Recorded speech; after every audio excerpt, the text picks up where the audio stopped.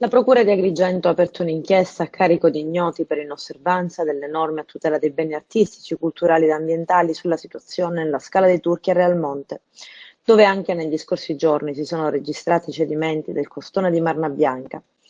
Nei prossimi giorni in tanti saranno sentiti dalla Capitaneria di Porto di Porto Empedocle, che ha ricevuto la delega da parte della Procura.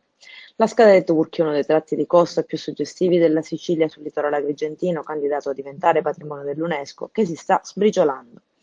A lanciare l'allarme nei giorni scorsi, documentando con foto e video per i distacchi, è stata l'associazione ambientalista Mare Amico.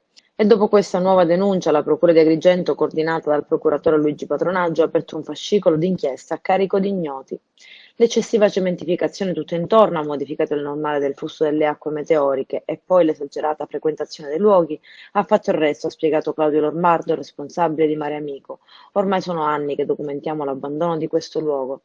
Urge una programmazione, una seria gestione del sito con il contingentamento delle presenze. Ed oggi un nuovo video con cui Mare Amico mostra come l'occhio del drone ha scoperto migliaia di altri massi a rischio crollo nei lati della collina che sovrastano la Scala dei Turchi.